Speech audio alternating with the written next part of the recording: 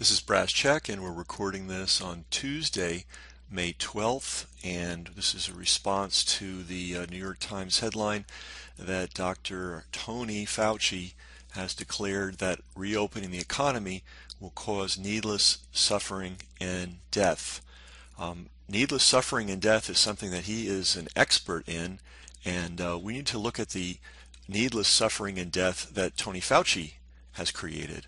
One of the things, and by the way, none of this will be in the news, right? You're not going to hear this analysis anywhere else. You're certainly not going to hear it in a timely way, but you're going to hear it here, and you're going to hear it now. Something that's very poorly reported is this following fact. Fauci has been a very close family friend of the Cuomos since Mario Cuomo was governor of New York. That makes sense because one of Fauci's other tricks was creating a fake AIDS panic. There is a real disease. It affects real people. And Fauci got everything about it wrong, which we'll be reporting in great depth as soon as we're able to put it all together. We have the information. If you just ask me, I can sit down and go through all the documents, all the evidence. It's crystal clear, but we'll put that aside for a second. But anyway, Fauci and the Cuomos, very close. Very, very close, to the point that he knew both Andrew and Chris Cuomo from infancy. And Chris Cuomo reports, you can find the video somewhere, that Fauci was calling him every day, several times a day when he was sick. So these people are tight. All right, so let's take a step back. You may not be aware of who Andrew Cuomo is. He's governor of New York. When he set the lockdown in motion in New York State, he ordered nursing homes to take active COVID patients. Okay, let me repeat that. Back in March, when the lockdown was set up, Cuomo ordered New York nursing homes to take active COVID patients. Okay, I think by now everybody knows that the sick and the frail elderly are most likely to die of this disease. In fact, depending on the numbers, it's somewhere between 25 and 50% of the people who die from this are in that category. It was known way back in March that this was a danger. Surely the great Fauci should have been aware of this. And we know for beyond any shadow of a doubt that he's been in constant contact with Andrew Cuomo. So how is it that part of Cuomo's imperial edict was that nursing homes had to accept, could not bar, actively sick people with COVID? Okay, at least 5,000 people, possibly more, have died in New York City nursing homes from COVID. Right? There have been headline stories saying, why are you doing this? Stop it. He finally did. Okay, on May 10th, that was just a couple of days ago. So essentially for nearly 2 months, while in constant contact with Tony Fauci, the great doctor, Andrew Cuomo forced nursing homes in New York State to take active COVID patients. I'm repeating that thing over and over again to make sure that everybody gets it. It is a horror what he did, and he is part of the Fauci circle. All right, so that's one of Fauci's contributions to needless suffering and death. Next one, Fauci has shown absolutely no interest, and we posted a video of his own words coming out of his own mouth in actually treating COVID. He's interested in the eventual vaccine. He's interested in pushing his antiviral drugs, very expensive, with serious side effects. And if anybody knows the AIDS story, look up AZT. That was also a Tony Fauci creation. That is reputed to have killed up to 500,000 people. We'll be reporting on that in detail, but you can do your own homework on that. You will find there are credible people that believe Fauci's pushing of AZT, a very serious mutagenic, carcinogenic drug, actually killed people. Not AIDS, the actual drug that he forced down people's throats through fraud, and we'll prove that. That was the source of much of the death, most of the death and suffering that we saw around AIDS in the 1980s. So true to form, he has no interest in listening to clinicians, as he didn't during the AIDS crisis, the initial AIDS crisis.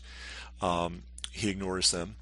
And what he does is he always seems to push the pharmaceutical product, the expensive pharmaceutical product, and the carcinogenic, mutagenic pharmaceutical product. And we have many clinicians from China, from Korea, from Japan, from Italy, from Germany, from the United States, from France, who are reporting successfully treating serious COVID cases using a variety of means.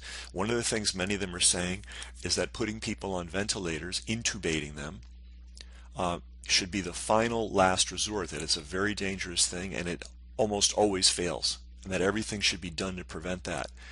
Do we hear Tony Fauci talking about that at all? No. It's still the standard of care for these cases to put people on incubators. And by the way, on ventilators. And by the way, who was it? Remember, who was it who was on the national television every day pushing for more and more ventilators? I need more ventilators. I need more ventilators. I need 40,000 ventilators. Andrew Cuomo, member of the Fauci Circle. So that's causing needless death and suffering. Not listening to the clinicians, rejecting their firsthand experience, and pushing forward with what's I am sure is going to be proven to be a dangerous antiviral drug with numerous bad side effects. Okay, how else has he increased suffering and death? Well, we have a whole world of experienced epidemiologists, health statisticians, public health experts at Stanford University at the highest levels, at Yale University at the highest levels, at Rockefeller University, at various European universities. And many of them have been crystal clear. Number one, there was and is no need for this kind of crazy, unprecedented quarantining of a healthy population. It's never been done in history, and it's never been done in history because it never made sense. That's number one. Number two, that this will cause societal harm far in excess of any COVID deaths. You have increased alcoholism, increased depression, increased suicide, increased child abuse, increased domestic violence, increased disease as people aren't able to get to the hospital to do routine and preventative procedures. So it's a bad thing. The economic damage, I'm still stunned at the number of supposedly adult people that don't understand if you shut down the economy the way we've shut it down, you are going to destroy its ability to function efficiently and effectively. And there are going to be many people who will be chronically unemployed for the next 5 to 10 years, if we're lucky, if it only lasts that long. But Fauci has no interest in these things at all. He's supposedly the great epidemiologist, but he seems to have no understanding of public health and how the economy affects public health. You know, poverty is a great generator of disease, and he has just pushed. Well, in the worldwide, Oxfam predicted 2 months ago, and they're a little bit off, that at least 1 billion people globally will be pushed into poverty by this, and that's going to create unbelievable health consequences. But Fauci has no interest in that whatsoever. And he has he has built up a network of press contacts that is second to none. He's been working on it for over 40 years. And he could easily get airtime for any of these esteemed and experienced professors to give their point of view. But he's not. The other thing about this quarantining of healthy people is staying at home, being indoors, out, not in the fresh air, not in the sunlight, not interacting with other people, not engaged in meaningful activity, sitting in front of TV screens and computer screens all day is unhealthy. Excuse me. It's blatantly unhealthy. And as one experienced emergency doctor pointed out, our immune systems need constant contact to thrive. And when you remove people from that, they become more vulnerable to disease, not less. And this is, the experiments have been done. I can't believe none of this has been reported. This is an old immunological experiment. You take a mice, you sterilize their guts through chemicals, you put them in a completely sterile environment, and they're dead in a couple of days. Okay, have you seen that in the news? Look that up. That's a well-known experiment. There's nothing new about that. There's nothing mysterious about that. Tony Fauci must know that. And yet he continues, and now he's going to be in front of the Senate saying that we have to keep the lockdown going on even further. So needless death and suffering, absolutely. And the source of it is Tony Fauci. And as I pointed out, he's continuing to support the idea that that vents and intubation is the way to treat COVID cases. So that's increasing the death rate, that's increasing the injury rate. So he's doing basically, if you gave him the task of injuring and killing as many people as possible without putting them up against a wall and shooting them, but using so-called quote medical means, Fauci is doing everything possible to maximize the injury from this particular virus that, like viruses every year, has found its way around the world and has threatened the health of people who are sick. One research area that nobody's even talking about, let alone looking into, is the number of people who die from this who were on drugs that change their biochemistry. Okay, and what am I talking about there? Well, it's known. It's not a mystery that this virus has a certain pathway. It has a way of getting into the body. It has a way of taking root. By the way, let's remember they're finding that the so-called virus is in lots and lots and lots of people, and they don't even know it because it has such a poor it's so weak. Okay, so for it to injure somebody, it has to take root and spread in the body. And who is the most vulnerable to that? Or how does that happen? That happens via ACE2 receptors. Okay, the body's full of little keys and keyhole, keys and keyholes. That's a receptor, is a keyhole, and SARS-2, which is the virus they say is causing COVID-19, gets into the body via the ACE2 receptors. That's not debatable. That's not even an issue. That's been known for many years previous. By the way, they call it a new coronavirus. Yeah, it's a new one, supposedly. We may find that that's not true too, but let's say it's new. But coronaviruses are not new. We know the mechanism by which this virus purportedly injures people. It's via the ACE2 receptors. Okay, so now here's my question. How many people in America and in the developed world are on ACE inhibitors? Right, because ACE inhibitors will increase the number of ACE2 receptors in the body. I know this may sound complicated, but just think about it. ACE2 is let's say it's the hook. I mean, the ACE2 receptor is the hook, and the SARS-2 virus is a ring. Okay, so if you don't have a superabundance of ACE2 receptors, those rings can float all over the place. Your body will flush them out, and it's no big deal. Right? However, if you have a superabundance of ACE2 inhibitors, hooks, that virus has a place to hook onto. Does that make sense? All right? We give tens of millions of Americans every day drugs that increase their level of ACE2 receptors. They're called ACE inhibitors. They're also called ARBs. Some of the brand names: Prinavil, Zestril, Vasotec, Lotensin, Acupril, Captoten, Monopril, Univasc, Altase. That's just a short list. Right? We also have heard that. Is anybody researching this? Is this appear in the news media anywhere? We know the biochemistry of this thing. We know that people are taking drugs that make them more biochemically vulnerable.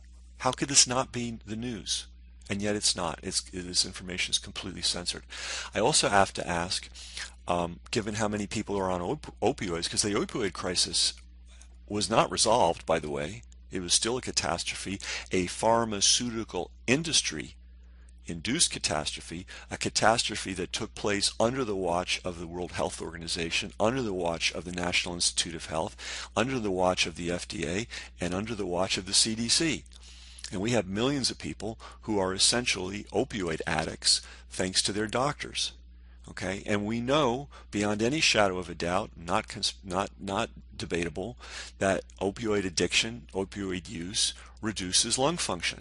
So how many of these people, especially when they talk about young people, how many of the people who have died from this either are currently addicted to opioids or had a long period of opioid addiction? That's not being looked into either. Another thing that's not being looked into is the obesity issue.